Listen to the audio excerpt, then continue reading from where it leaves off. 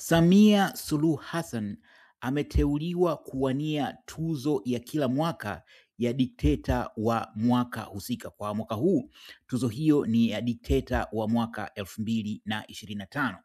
Kwa hiyo taasisi ya kimataifa inayohusika na masuala ya haki za binadamu inayofahamika kama Index on Censorship imemtaja Samia kuwa mmoja wa viongozi 10 wa nchi mbalimbali duniani wanaowania tuzo inayofahamika kama Tyrant of the Year 2025. Kwa Kiswahili ni dikteta wa mwaka 2025. Sasa taasisi hii kila mwaka huwa inaandaa hii tuzo kwa kupitia miezi 12 iliyopita. Mara nyingi hii tuzo huwa inafanyika mwishoni mwa mwaka na huwa inakuwa mwezi wa Disemba.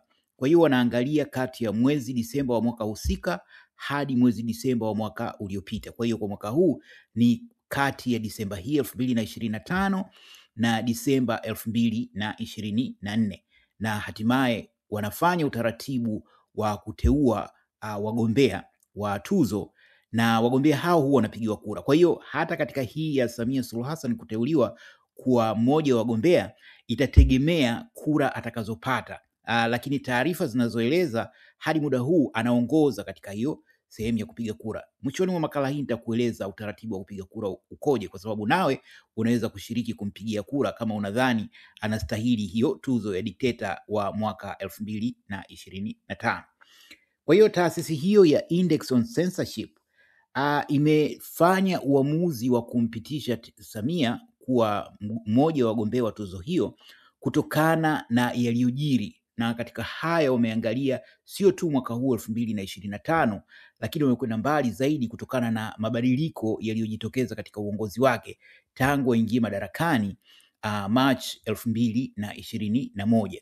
Kwa hiyo kwa tathmini ya kwamba uongozi wake ulianza ukiwa na taswira ya kuleta matumaini makubwa. Kama unavyofahamu, miongoni mwa hatua za kwanza baada ya kuingia madarakani zilikuwa ni kutoa amri ya kuachiwa kwa mamia ya viongozi wa vyama vya upinzani ambao walikuwa gerezani, kwa sababu ikumbukwe kuwa wakati kabla Samia hajaingia madarakani, utawala uliopita wa marehemu John Magufuli ulikuwa na changamoto za haki za binadamu, ambapo kulikuwa na ukandamizwaji wa haki za binadamu katika masuala ya siasa, katika masuala ya uhuru wa vyombo vya habari. Kwa hiyo ujio wa Samia na hatua zilizochukua mwanzoni ilikuwa ni ahueni kubwa kwa Watanzania, lakini hata katika nchi nyingine mbalimbali ambao waliona Tanzania kuwa inachukua mwelekeo ulio sahihi. Kwa hiyo mwanzoni hatua zilizochukuliwa ni pamoja na hiyo ya kuwaachia huru wafungwa wa kisiasa, na wanatajwa kuwa mamia. Wakati mmoja inaelezwa kwamba idadi ya watu walikuwa, wakati Samia anaingia madarakani, idadi ya wafungwa wa kisiasa ilikuwa takriban 500, na asilimia kubwa ya hao waliachiwa. Baadhi bado wapo jela, lakini idadi kubwa waliachiwa, na kwa hakika watu wengi walimpongeza katika hilo. Lakini jingine kubwa alilofanya Samia katika siku zake za mwanzo lilikuwa ni pamoja na kuruhusu vyama vya upinzani vifanye mikutano yake ya hadhara. Ikumbukwe kwamba kabla ya hapo vyama vya upinzani vilipigwa marufuku kufanya shughuli zote za kisiasa, ikiwa ni pamoja na mikutano ya hadhara. Kwa hiyo aliruhusu vyama vya upinzani vifanye mikutano yake ya hadhara, na kwa hakika hii ilipokelewa kwa shangwe kubwa na kuonyesha kuwa kiongozi huyo ameamua kuipeleka Tanzania mahala panapostahili. Lakini pia katika siku za mwanzo alijikita zaidi kusisitiza umuhimu wa mshikamano wa kitaifa, maridhiano, na akaja na ile falsafa yake ya 4R ambayo ilikuwa inatilia mkazo masuala kama hayo ya umoja wa kitaifa na kusahau na kusamehe yale yaliyopita ili kujenga Tanzania upya. Hata hivyo, kwa wanaofuatilia uongozi wa Samia Suluhu Hassan, unasema mabadiliko hasa ya utawala wake yalijiri katikati ya mwaka 2023, na mabadiliko haya yanatizamwa zaidi na uteuzi mmoja aliofanya katikati ya mwaka huo 2023, na uteuzi huo ulikuwa ni wa kumteua Haji Omar Her. Haji Omar Her ni mtu mmoja ambaye ana rekodi chafu sana huko Zanzibar. Kwa takriban miaka 30 huyu mtu ameshiriki katika matukio mabaya sana yaliyokuwa yanahusiana na siasa za Zanzibar, na jina lake kwa hakika huko Zanzibar linatisha, kwa sababu amewaacha watu na ulemavu, lakini kuna idadi kubwa ya watu waliouawa na wengine walibakwa, wengine walilawitiwa. Kwa hiyo ni mtu mwenye rekodi isiyopendeza huko Zanzibar. Kwa hiyo katikati ya mwaka 2023 Samia alimteua huyu bwana kuwa mmoja wa washauri wake, na muda mfupi tu baada ya yeye kuteuliwa, kweli alianza kutokea matukio mbalimbali ya utekaji. Nakumbuka tukio la kutekwa kina Deusdedith Soka, baadaye likafuatia tukio la kuuawa kinyama kwa marehemu Ali Kibao, yule aliyekuwa kiongozi mwandamizi wa Chama cha Demokrasia na Maendeleo Chadema. Lakini idadi ya watu ambao walikuwa wanatekwa na ambao hawakupatikana ni kubwa, na kwa wanaofuatilia kwa karibu wanasema matukio haya yalianza kushamiri hasa kuanzia katikati ya mwaka 2023, na tangia wakati huo kwa kweli hali imezidi kuwa mbaya. Kulikuwa na changamoto katika haki za Wamasai ambazo kwa bahati mbaya taarifa si nyingi sana zinapatikana, lakini Wamasai wamepitia katika kipindi kigumu sana kwa sababu wamenyimwa huduma muhimu kama za afya, maji na vitu kama hivyo. Kwa hiyo hayo yote yamepelekea Samia kuwa mmoja wa candidates wanaowania tuzo hii ya dikteta wa mwaka 2025. Lakini kubwa zaidi lililompa tuseme pointi nyingi za kuingia katika orodha hii yenye madikteta 10 ni yaliyojiri kuanzia Oktoba 2025, hasa Oktoba 29.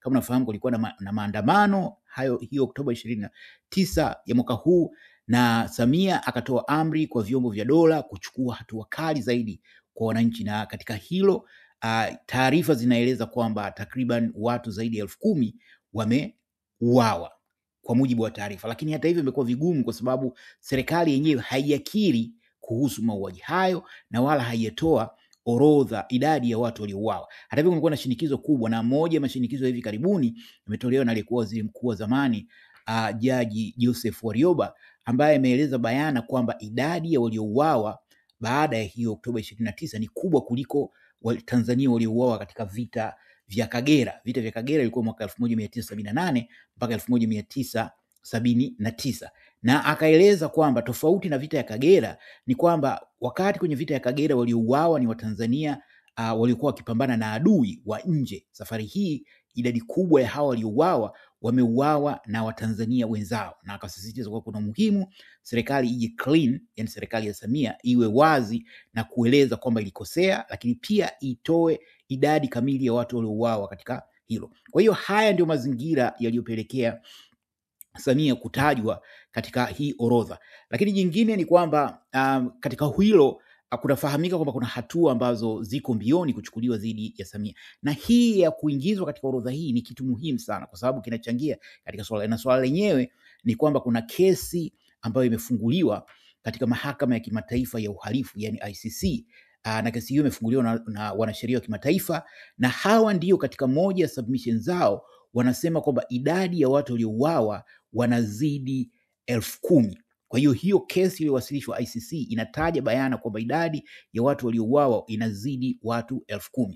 Na kuhusiana na kesi hiyo kumekuwa na maswali, baadhi ya watu wanasema lini itaanza, itakuwaje? Kwa kawaida hizi kesi zinazopelekwa ICC huwa zinachukua hadi 1.5 na kuendelea kabla ya kuanza. Hata hivyo, habari njema ni kwamba kwa mujibu wa wanasheria wanaofahamu sheria za kimataifa na utendaji kazi wa ICC, wanadai kwamba kesi hii ambayo inamhusu Samia inaweza ikaharakishwa kwa sababu kuu mbili. Sababu ya kwanza ni kwamba idadi ya waliouawa ni kubwa sana katika muda mfupi, kwa sababu kuanzia hiyo Oktoba 29 mpaka wakati kesi hiyo inakuwa submitted ndio idadi hiyo ni takriban watu 10,000.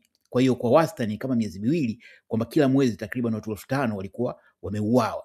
Kwa hiyo wanasema kuwa hiyo idadi kubwa ya waliouawa inaweza kuchangia kesi hiyo kuharakishwa. Lakini sababu ya pili ambayo inachangia pia katika kesi hiyo ni ukweli kwamba ushahidi ni wa kumwaga. Kuna ushahidi mwingi sana, japo serikali ya Samia imekuwa ikijitahidi kuficha ushahidi. Hata juzi kulikuwa na taarifa, usiku wa juzi kuamkia jana, kwamba kulikuwa na mpango wa kufukua maiti huko Mabwepande na maeneo mengine ambako kuna makaburi ya halaiki, lakini mpango huo unaelezwa kwamba ulishindikana.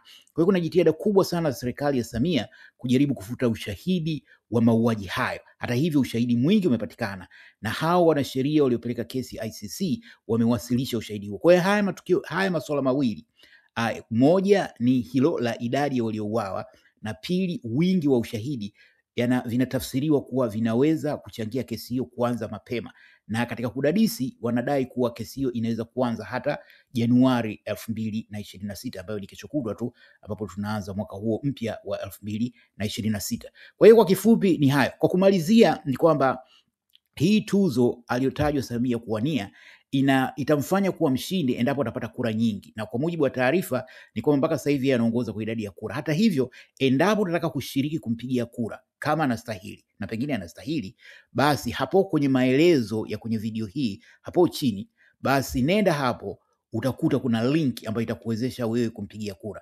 Nadhani kwa mtizamo wa Jeusi TV, Samia anastahili kushinda tuzo kwa sababu aliyoyafanya kuanzia Oktoba 29 kwa hakika yanapelekea yeye kuwa mmoja wa madikteta hatari kabisa katika mwaka huu 2025. Je, una maoni gani kuhusiana na habari hii ya yeye kutajwa kuwa mgombea wa tuzo ya dikteta bora wa mwaka 2025? Basi karibu utoe maoni yako hapo chini kwenye comment, lakini pia endapo utajisikia, karibu upige kura ili Samia aweze kushinda tuzo hiyo ya dikteta wa mwaka 2025. Asanteni na kwaherini.